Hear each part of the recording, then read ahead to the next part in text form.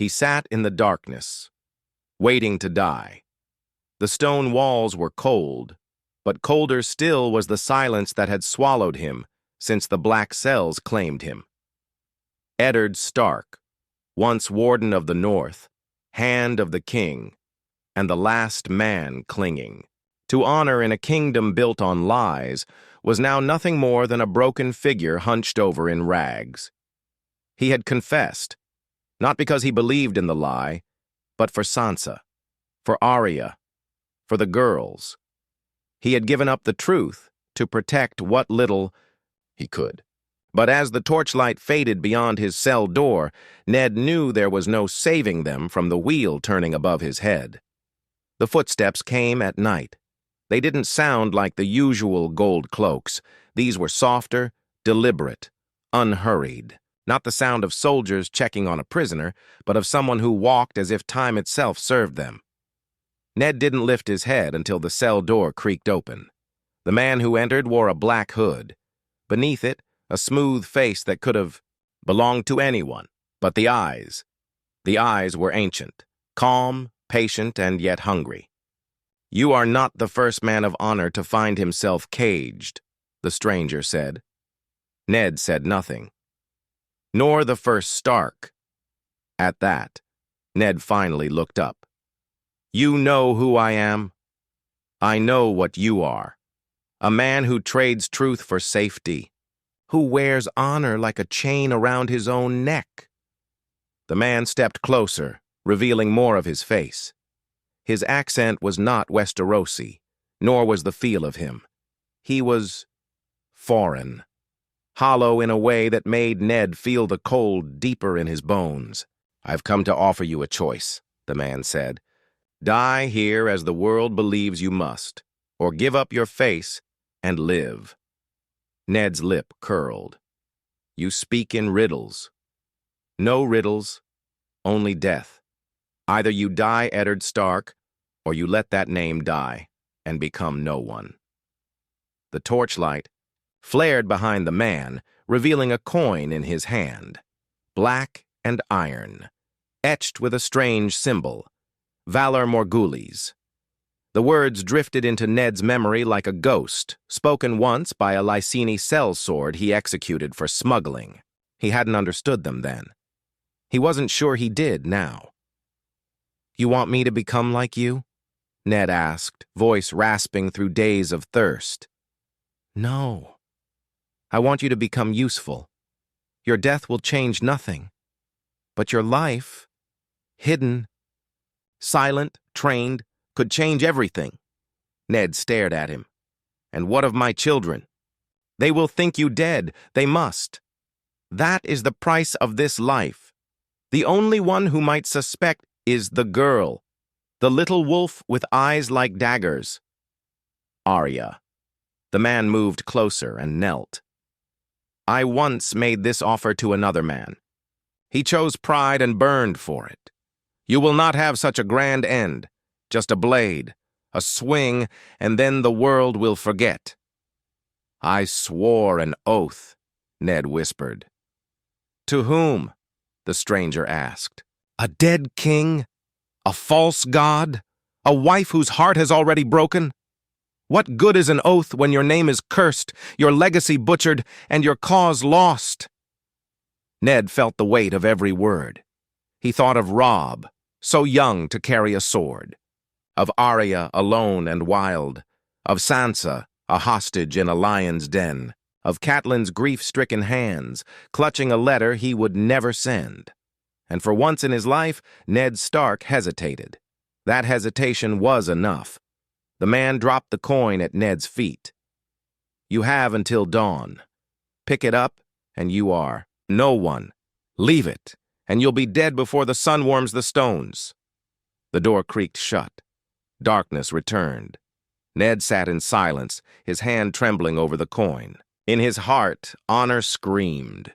But honor hadn't saved his father, or his sister. It wouldn't save his children either. He closed his eyes and picked up the coin. The ship was small, silent, and smelled of salt and old blood. Ned didn't remember. how he got there. The last thing he remembered was the clang of the cell door shutting and the weight of that strange coin in his hand. Then came the hood, then the voice again. Drink this. Bitter liquid. Then darkness. When he awoke, his beard was gone, his hair cropped close. His clothes were plain, not the rags of a prisoner, but not much better. His hands, though, were still calloused. A swordsman's hands, a lord's hands, and he hated how they trembled when he tried to stand. A whisper came from the bow of the boat, the same man as before, the one who never gave his name. You are no longer Eddard Stark. That name died in King's Landing, burned, buried, and mourned. Forget it. Ned didn't speak, not yet. He simply watched as the coast faded behind them. Somewhere back there his head was already on a spike, his daughters were still trapped, and the truth was buried with the bones of a man who never truly died. Days passed, maybe weeks. The sea stretched forever, but there was no land in sight, no other ship. Just water and silence and the dull ache of survival. "You are quiet," the man finally said one night. "I've lost everything," Ned replied, his voice raw. "What more is there to say?" "You've lost nothing. You've only begun." Ned turned. "You think this is a beginning?" "I know it is. You're angry. Good. You should be. That anger will make you strong." "I don't want to be strong," Ned said, and his voice cracked under the weight of truth. "I wanted peace, for my family, for the North. I wanted to believe the world could be better." The man's eyes narrowed. "Then you were a fool." Ned didn't argue. They arrived at Braavos under a veil of night. Mist clung to the city like a curse. Slender bridges spanned dark canals, and lanterns glowed like eyes in the fog. The boat drifted into a quiet dock where no one greeted them, no one asked questions. That was the first rule Ned would learn. Questions were death. The House of Black. And white stood like a tomb carved into the stone. A double door, one black, one white. No windows, no guards, just stillness. He hesitated outside it. "This is your last chance," the man whispered. "Step inside, and all that you were is gone." "Even my face?" Ned asked. "Especially your face." He stepped forward. The doors opened without a sound. Inside, it was colder than any northern winter. Colder somehow because it had no wind, no sun, no sky. Just a presence. A feeling that death itself sat and watched. From the corners. A priestess greeted them. Pale eyes, skin like bone. She didn't ask who he was. She only said, "Another has come to serve." And then, the stripping began. They took his name first. He was to speak it no more. Then they took his words. For days, he was forbidden to speak at all. Every time he tried, he was struck. Silence, they said, was the only path to truth. Then, they took his past. He was made to repeat lies, given false names, made to clean blood from the temple floor, to wash the corpses of those who had paid the price, and always the faces, hundreds of them, hung on the walls like masks waiting to be worn. He asked once, "Do you remember the faces you take?" The priestess simply smiled. "The faces remember us." That night, Ned dreamed of Winterfell. He saw Arya chasing cats in the halls, Robb laughing over a sword lesson, Catelyn standing by the godswood, waiting for him to come home. He woke, up crying, and no one said a word. They only watched. They were always watching. He was given his first assignment 6 months later. A merchant. Poison. Nothing grand, nothing personal. But as he held the vial over the man's drink, his hand trembled. He thought of justice, of honor. And then he heard the words in his head. "Honor got you killed. Now let it die." He poured the poison and walked away. The many-faced god had claimed him now. And somewhere, in a quiet crypt in the north, a statue stood over an empty tomb. Eddard Stark was dead, but something colder, something quieter, something far more dangerous, was alive. Years passed, though time meant little in the House of Black and White. Days bled into each other like ink in water. Ned, no longer Ned, yet never truly no one, moved like a shadow. He cleaned the temple, he burned bodies, he washed faces, and eventually wore them. Each face told a story, and he carried them all. A butcher who'd murdered his own child, a widow who begged for death but wanted vengeance more, a sailor who died whispering another woman's name. Each one had weight.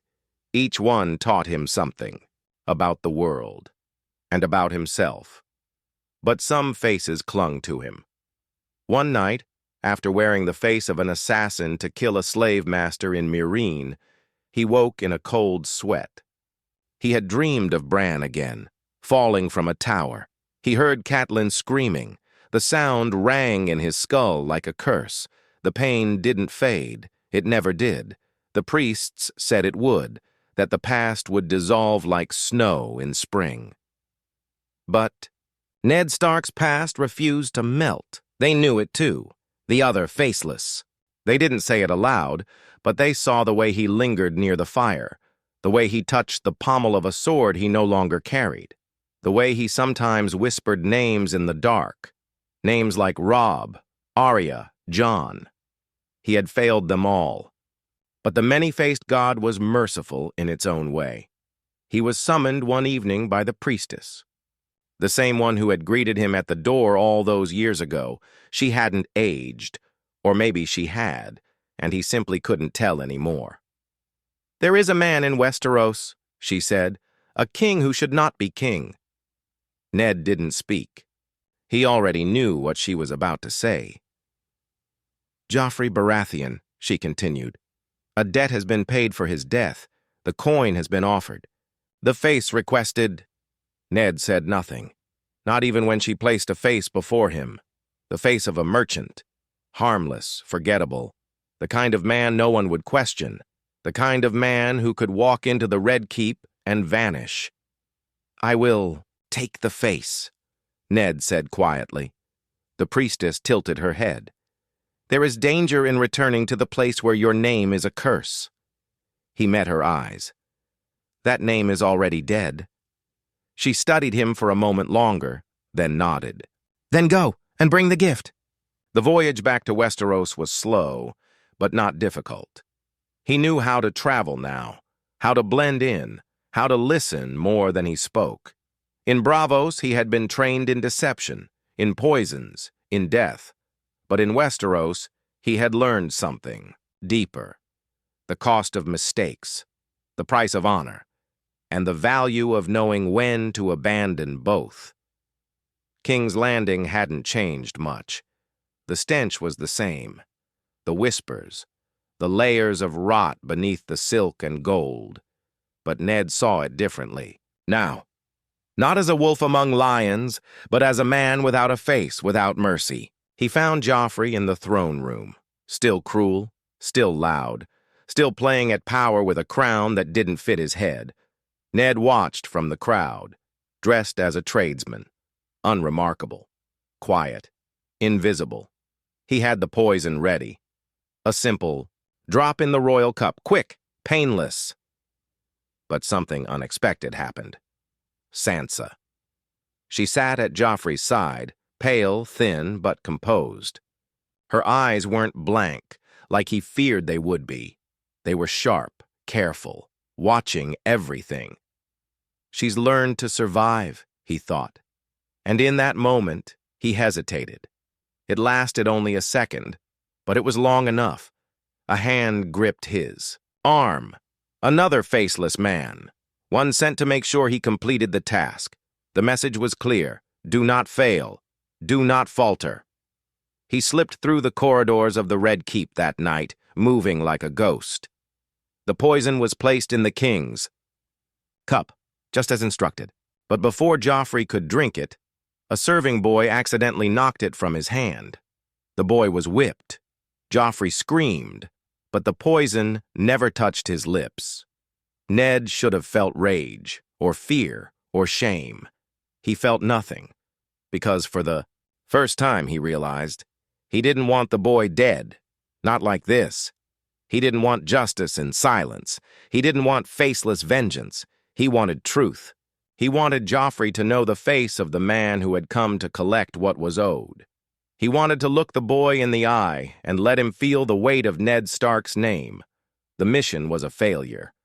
But something inside him had come alive again. Honor. Not as a chain this time, but as a sword. He fled the Red Keep that night, faster than he'd moved in years. The tunnels beneath King's Landing, those old, dusty veins running under the city, remembered him. Or at least, he remembered them. Varys had once walked, him through them, whispering secrets like a serpent. Now he used those same paths to vanish. The other faceless man didn't follow. Not yet. But he would. Failure wasn't tolerated. A missed kill meant only one thing. Ned Stark was no longer one of them. He'd made a choice. A foolish one, perhaps. A reckless one. But finally, after years in silence, years wearing faces that weren't his, it was his choice. He changed clothes in a brothel run by a Braavosi contact, burned the merchant's face, burned everything that could trace back to the House of Black and White. What he couldn't burn, he buried in mud and filth behind a tanner's hut, a slow death for a false identity. He walked into the crowded streets the next day, not as Ned Stark and not as no one, but as something in between, a man in limbo, hunted, haunted, and finally free. But he had nowhere to go, not yet, until he heard the rumors, whispers in the taverns, in the alleyways, in the desperate cries of whores and drunkards. The young wolf marches south. Robb, alive, fighting. Ned's knees almost gave out when he heard it. He sat alone that night in the back of a smoky tavern, hands trembling over a cup of watered wine. He could barely breathe. He had buried his son in his mind, buried all of them. But Robb had taken up the sword, called his banners, declared war on the Lannisters. The King in the North, they called him, a boy trying to be a wolf. But even in his pride, Ned felt something else, fear. Robb was brave, but war made corpses of the brave.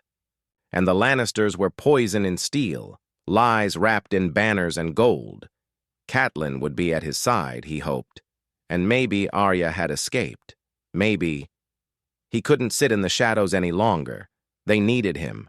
But how could he return? The world thought him dead. His family had grieved him. He had stood silent while they suffered. And the faceless men, they would come for him now.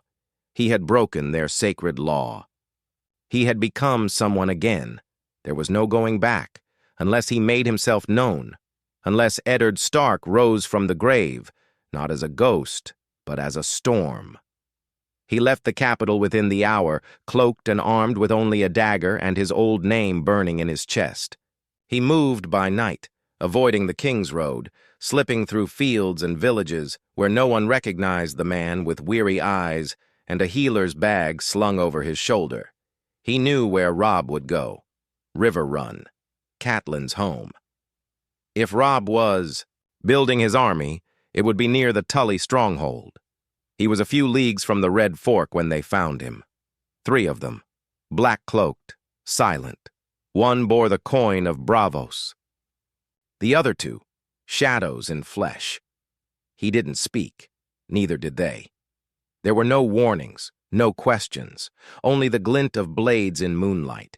He killed the first with a rock, quick and brutal. The second was faster, nearly took his throat. But Ned was still a wolf, still Stark of Winterfell. He drove his dagger between the man's ribs and didn't flinch as the blood soaked his hands. The third vanished before the fight ended. He left the bodies in a ditch, covered in moss and shame.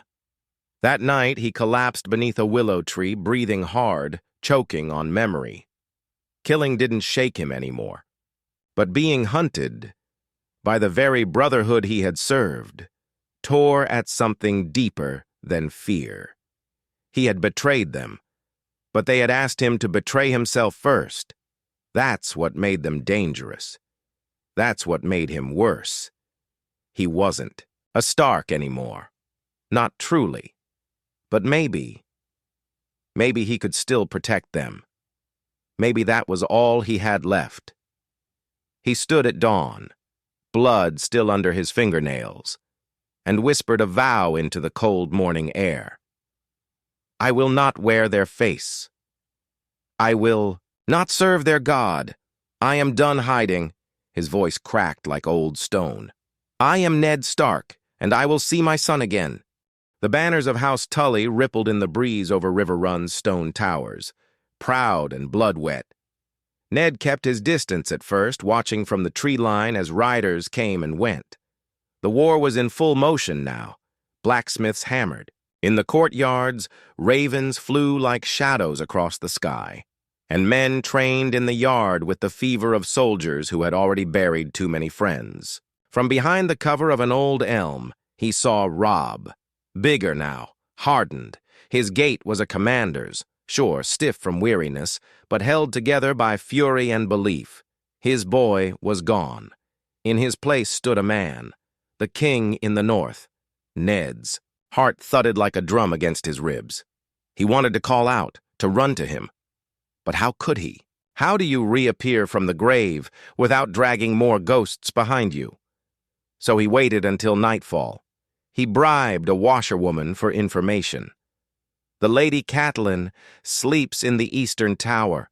Her grief won't let her rest. The woman gave him a strange look, something between pity and curiosity, but didn't press. She didn't recognize him. No one did. Not yet. When the moon was highest, he crossed the outer fields under a cloak dark as crow feathers, his face hidden under a low hood. He slipped through the garden gate, just as he had 100 times in Winterfell to meet Catelyn during quiet walks. Funny how even war couldn't erase the same patterns of stone and silence. He found her chamber, knocked once. Silence. Then the door creaked open. Her eyes, swollen, red, scanned him with the dull detachment of a woman who expected yet another courier, or perhaps more bad news. But then they locked on his, and didn't move. She didn't scream, didn't faint. She just stared. He slowly pulled back the hood. For a moment, nothing happened. Then, her hand shot forward, trembling, pressing to his face. Fingertips brushed his cheek, his beard, the scar near his ear, a scar she had kissed once after Bran was born. Her lips parted. No, this is some trick. I swear to you, Cat, it's me, he whispered. I never died, But she backed away. No, you died. I saw your head, on the walls. I wept for you. I buried your bones. Her voice rose, cracking. What cruel joke is this? I'm sorry. I had to vanish. They would have killed me. They tried. The Faceless men took me, trained me, used me. I became one of them to survive. And now I've left them. I came back for you, for Robb, for the girls. Tears spilled down her face. Not soft tears, angry, violent ones. You left us alone. I begged the gods for justice, for strength, and now you appear like some shadow, expecting what? Forgiveness? Joy? He couldn't answer. He didn't deserve either. I came back to help Robb, to end this war. It's too late, she snapped. Your death started this war. Ned felt the weight of her words dig into his chest, like knives. Do they know you're here? She asked. No, only you. Her eyes sharpened. Then you leave at first light. You cannot show your face here, Ned. Not yet. Maybe not ever. Cat. You abandoned your name, your family, your honor. I did it to protect you all. You left us unprotected, she hissed. He looked down. I deserve your anger. You deserve more than that, she whispered. But I've given all I have to grief. I've nothing left to give you. The silence sat thick between them, like years too heavy to lift. Finally, she stepped aside. There's a servant's chamber. Sleep there. Leave before dawn. He nodded. And Robb? She didn't look back. He mourned you. Don't make him do it again. That night, Ned lay alone in a stone room, staring at the ceiling. The sounds of the castle buzzed above him. Laughter, footsteps, armored men talking about battle lines and traitors. And somewhere in the tower, his son was preparing to risk his life for a father who wasn't truly dead, but couldn't live openly either. Ned Stark had come home, but home no longer wanted him. He left the castle before sunrise. The mist still clung to the fields like a dying breath, and the sentries were too tired, too distracted by the looming war to notice the cloaked figure disappearing into the woods. Just as Catelyn ordered, Ned Stark, or whatever remained of him, became a ghost again. He didn't go far, just far enough to stay hidden, to watch, to listen. He set up in the woods along the ridge above the western road, disguised as a hedge priest, robes tattered, head bowed low beneath a hood, a role he'd seen worn by dozens of others in Braavos. Simple, invisible men. No one looked twice at a wandering priest, not even the Tully guards. From that ridge, he saw Robb ride out each morning with his bannerman, his direwolf Grey Wind, always near. The boy, no, the man, carried himself like a Stark, stoic, focused. But Ned could see it in his son's shoulders. The weight was already too much. He had seen that burden before, in his own father's eyes, right before the Mad King burned him alive. Robb was winning battles, that much was clear. The talk in the nearby village taverns was all the same. The young wolf hasn't lost a fight. But victories couldn't hide what Ned saw creeping in from the edges. Betrayal, fear, the pride of lords who had only bent the knee because they smelled opportunity. And Ned knew what they were too blind to see yet. The war was already lost. Because the game they were playing, the Game of Thrones, didn't care about honor. It swallowed men like Robb, men like Ned, and it always spat out the bones. But still, he couldn't just walk away. So he began to move in the shadows. Quietly, a whispered warning here, a slipped message there. When a Frey spy crept too close to the Tully war tent, the man vanished. When a raven bearing false intelligence was set to fly, its cage was found mysteriously empty. The Stark camp never knew who was watching over them. Only that disaster seemed to narrowly avoid them again and again. They started calling it the work of the old gods. Ned smirked at that. And then something changed. Arya. He heard her name in whispers from a passing scout, a girl with a sword, riding, with a band of misfits across the Riverlands, cutting down Lannister soldiers like a wildfire. No proof, no certainty, just stories. But it was enough.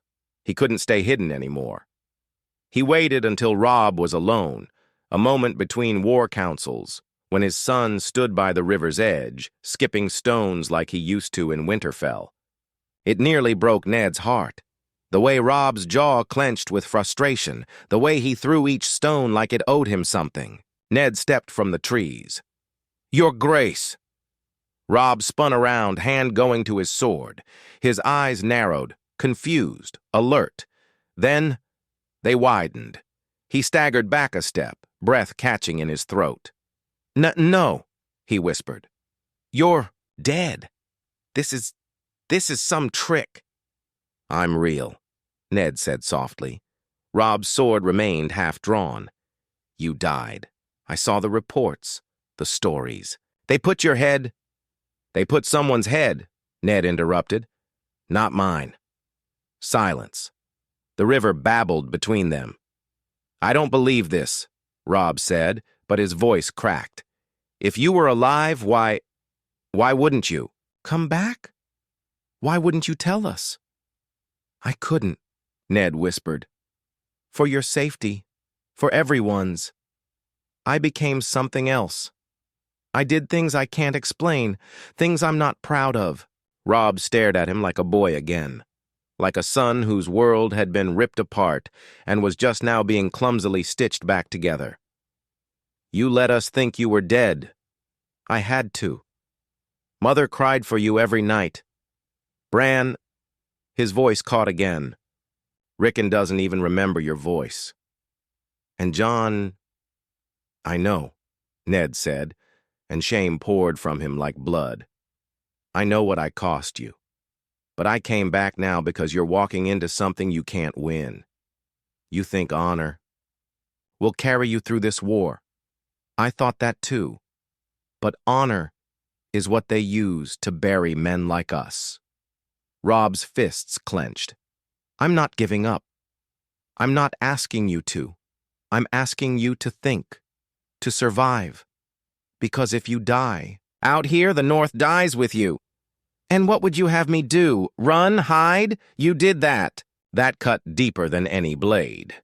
"I'm not hiding now," Ned said. "I'm here to help you, but only if you'll let me. Not as your father.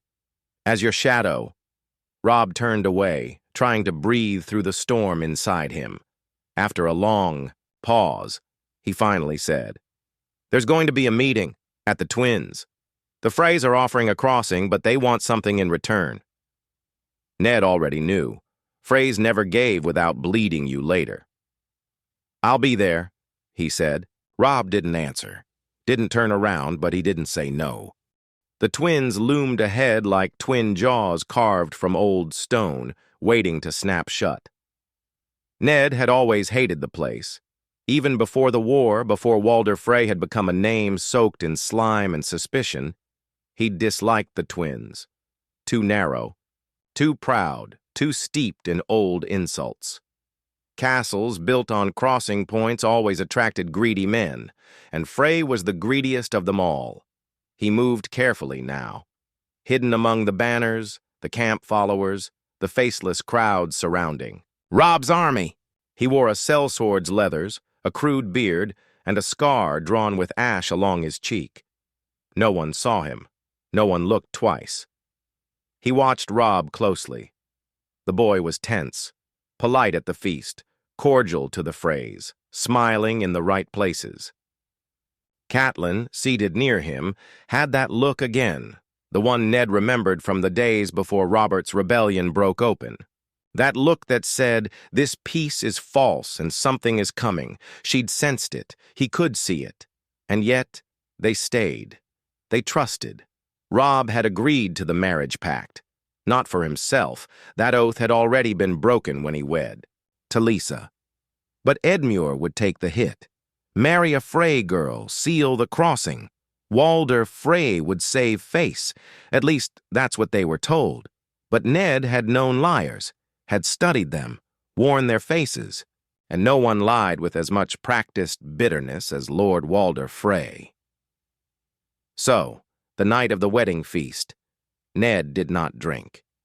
He did not cheer. He did not dance.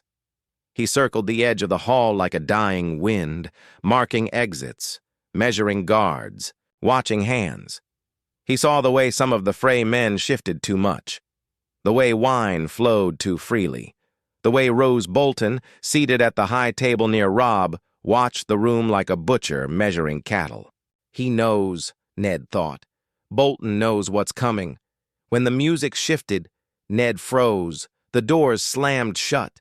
That was the moment where everything could still be changed if someone acted. He moved, fast, faster than any lord should, faster than a dead man had any right to move. He tore through the crowd, leaping the table, shoulder crashing into Robb just as the first crossbow bolt sliced through the air. It hit the throne behind him, not his spine. Screams erupted. Chaos followed. Bolton stood, drawing a blade, but Ned was already on him. The dagger meant for Robb's heart found Ned's arm instead, slicing deep. Pain flashed white-hot, but he drove his own blade, small, jagged Braavosi steel, into Rose's belly. The man gasped, eyes wide, shocked not by death, but by who had delivered it. "Stark!" Rose choked. "You were wrong," Ned growled. Then he twisted the blade. Frey men moved in from every direction. Ned grabbed Robb by the collar and threw him behind the table. "Get out!" he shouted. "Take your mother and run!" But Robb froze. He saw Talisa, struck down, blood already soaking her dress. He saw his men, butchered one by one. He saw what no king should ever have to see, the death of loyalty. Catelyn screamed, not a cry of fear, but pure rage. She snatched a dagger and drove it into the throat of the nearest Frey guard. And finally, Robb moved. The Starks fought, like wolves. But the room was already a slaughterhouse. Ned took an arrow in the side, deep but clean. He stayed on his feet. He shielded Robb, Catelyn, a few loyal Northmen. They carved a path to the servants' door, only to find it barred. From the outside, ambush on every side. But then, a crash. The wall shattered as gray wind burst through, fangs and fury unleashed. The direwolf tore into Frey men like they were straw dolls. Robb jumped to his companion's side, sword drawn. They fought, and somehow they survived. Bloody, broken, but alive. Only a dozen men escaped the hall. Only 3 Starks, Robb, Catelyn, and the dead man who should have stayed buried. They rode into the night like hunted animals, bloodied and lost. The twins burned behind them, not from fire, but from memory. And Ned Stark rode at the head of them. Cloak torn, face exposed, his legend reborn in whispers. The North was no longer the North he remembered. As they rode past the crumbled farmsteads, the butchered villages, and the ravaged forests, Ned Stark saw the truth clearer than ever. The land was bleeding, starved, broken under the weight of war, betrayal, and a crown his son never truly wanted. Every mile closer to Winterfell felt like another dagger digging into the ribs of the realm. They moved in silence for days, slipping past scouts and Lannister patrols. There were no safe roads anymore, no friendly banners. Walder Frey had sounded, the call of treason across the rivers, and the Boltons had already betrayed their banners.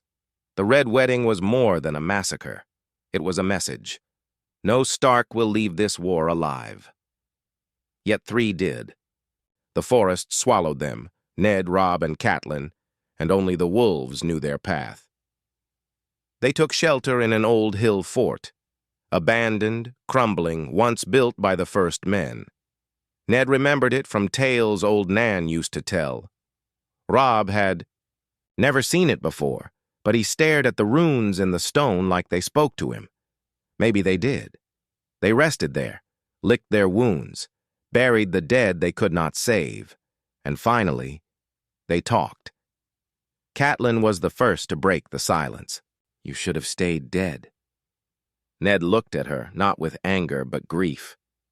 "I know." "You saved him," she said, glancing at Robb, asleep by the fire, arm wrapped protectively around Grey Wind's shaggy neck. "But you've cursed him too. The Lannisters will never stop hunting you now, and neither will the Faceless men." "They already are." "Then what was the point?" she snapped. "You lost your name to become no one, and now you've thrown it all away to become what? A ghost?" "I became no one to survive," Ned said quietly. "But I came back to live. Not as a Stark, not as a mask, but as a man who will not watch his children die from the shadows." Her eyes softened, just slightly, but the pain never left them. "You can't stay with him," she said after a while. "You'll be the death of him if you do." "I know. I'll take him north. We'll find the men who still remember who we are. The Karstarks, the Manderleys. They'll be afraid. They'll follow, if they know a Stark still breathes. And what will you tell them? Ned asked. She looked at him, a flicker of the old Catelyn burning through. I'll tell them a father's ghost saved his son. Ned turned to the fire.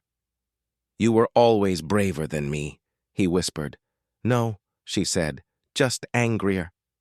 That night, Robb finally spoke to him. They sat together as the flames flickered, and the stars watched from above. Is it really you? Robb asked. Yes. I don't know whether to be glad or hate you. You're not alone. Robb rubbed his face. He looked older, than 20, worn thin. I don't know how to lead anymore. Every time I trust someone, they betray me. Then stop trusting men, Ned said. Trust your blood. Trust the North. I trusted Talisa. She's gone. I know. I trusted the Freys, the Boltons. They were never wolves. And you, I trusted you. Ned looked away. I'm sorry. Robb didn't say anything for a long while. Then he asked, Are you leaving? Yes. Where will you go? Where I'm needed. South? No, Ned said. Not yet. There's a place I must go. First, a debt I must settle. Who? Ned didn't answer, but in his mind he saw a tower, a young woman's scream, a child's first breath. Jon. He had kept that secret buried deeper than any face he ever wore, but time was running out. The boy was out there, fighting, leading, not knowing who he truly was. The Game of Thrones had taken everything from Ned. Stark, his name, his family, his honor. But not that secret. That was still his to guard, or to reveal. He left the next morning before the sun rose. Catelyn didn't stop him. Robb didn't watch him go. He rode north alone, under a gray sky, the wind biting like a warning. Winterfell awaited, or what remained of it. But Ned Stark, or the man, who used to be, would not return as a lord or a warden or even a Stark. He would return as a shadow with a name, a blade in the snow, a man who had once worn 100 faces, but would now finally wear his own. And behind him, the whispers would begin again. Ned Stark lives.